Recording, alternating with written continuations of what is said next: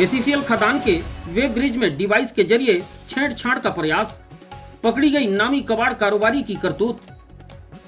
कबाड़ कारोबारी द्वारा खदान से निकले स्क्रैप की नीलामी के बाद उठाव के दौरान गड़बड़ी की नीयत से खदान के वेब ब्रिज में डिवाइस लगाकर गड़बड़ी किए जाने का मामला खदान कर्मियों की सजगता से पकड़ में आया है।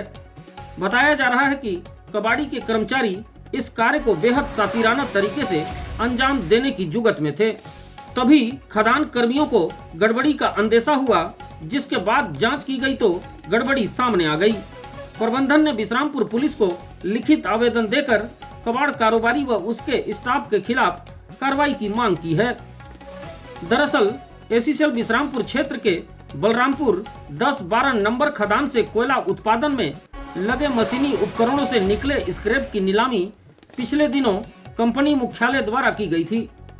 ऑनलाइन नीलामी में अंबिकापुर के मैसर्स रॉयल स्टील को स्क्रैप उठाने सेल्स ऑर्डर 24 जुलाई 2025 को सौंपा गया था।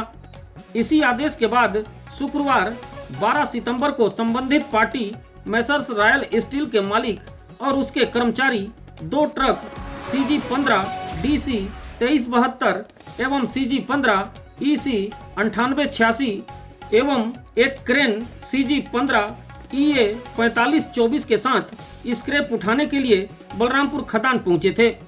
यहां तीनों वाहनों के कागजात की जांच के बाद गाड़ी को खदान की 4 दीवारी में प्रवेश की अनुमति दी गई। बताया जा रहा है कि स्क्रैप लोड करने से पूर्व खाली गाड़ियों की तौल की जानी थी। इसी दौरान स्क्रैप उठाव करने पहुंचे कबाड़ कारोबारी के 2 कर्मियों द्वारा इलेक्ट्रॉनिक चिप को वेब ब्रिज में लगे लोड सेल में तार जोड़कर रिमोट से वेब ब्रिज के संचालन का प्रयास किया जा रहा था। इसी दौरान खदान के अधिकारी व बाबू को वाहनों के तौल के दौरान शंका होने पर उन्होंने वेब ब्रिज में लगे सीसीटीवी फुटेज को बारीकी से देखा। तब पता चला कि 2 युवक वेब ब्रिज के नीचे घुसकर लोड सेल में चिप लगाकर वजन के साथ छेड़छाड़ का प्रयास किया था। घटना की सूचना खदान के बाबू और अधिकारियों ने उच्च अधिकारियों को दिए। इसके बाद खदान में हो हल्ला की स्थिति बन गई। बाद में क्षेत्र के अधिकारी मौके पर पहुंचकर कबाड़ कारोबारी की कारस्तानी देखी। मामला उजागर होने के बाद विश्रामपुर पुलिस को लिखित में शिकायत देकर पूरे मामले से अवगत कराया गया है। पुलिस कबाड़ कारोबारी अंबिकापुर निवासी बाबर इदरीसी को थाना तलब कर पूछताछ कर रही है।